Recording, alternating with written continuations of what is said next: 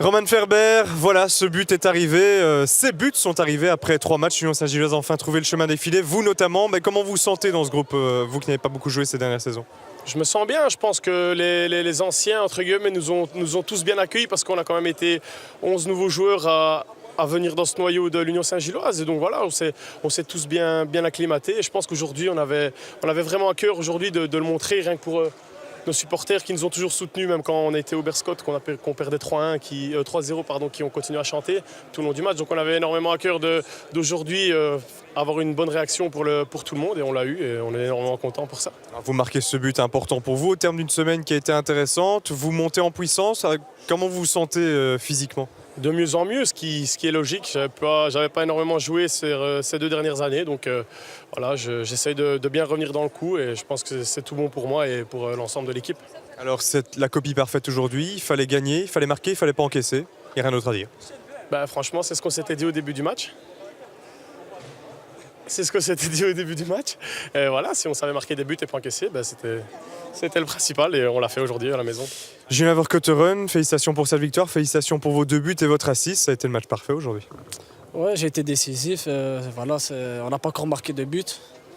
Et là, chez nous, gagner 3-0 sans encaisser, c'est positif pour l'équipe. C'était quoi le discours du coach après ces 2 défaites et ces buts qui n'avaient pas été marqués? On comptait notamment sur vous pour les mettre.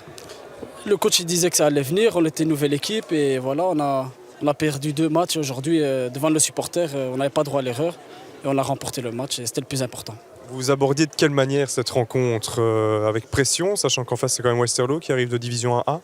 Non, je pense pas qu'on avait de pression, mais voilà, on se devait de gagner, surtout à la maison, comme j'ai dit. Et le plus important, c'était prendre les 3 points.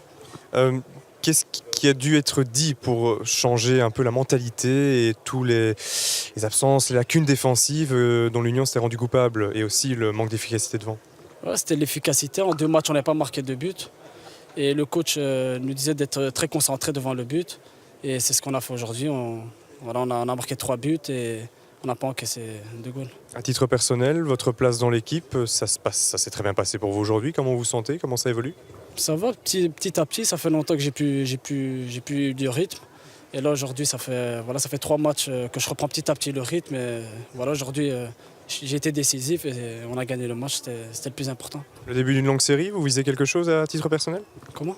Le début d'une longue série, c'est but marqué? On verra. Maintenant, il faut se concentrer sur le prochain match et on verra.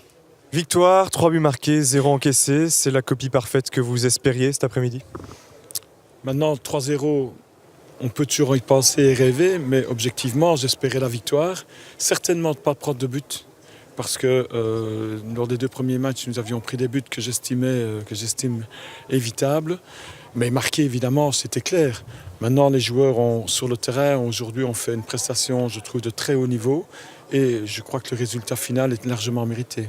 Oui, cette prestation, cette mentalité affichée, à quoi est-ce dû? On imagine que vous avez bien mobilisé vos troupes ces dernières semaines pour effacer notamment cette deuxième mi-temps du Berscott?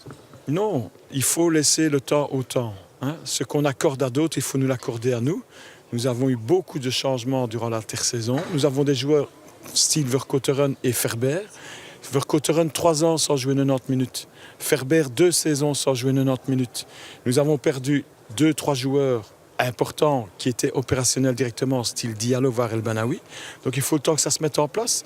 Donc dans le contenu, on a vu de bonnes choses lors des 2 premiers matchs. Simplement les 2 premiers matchs, si nous marquons les occasions que nous avons en début de match, de nouveau sans Ferber, sans attaquant. Donc peut-être que ça change le match, mais enfin on ne va pas revenir là-dessus.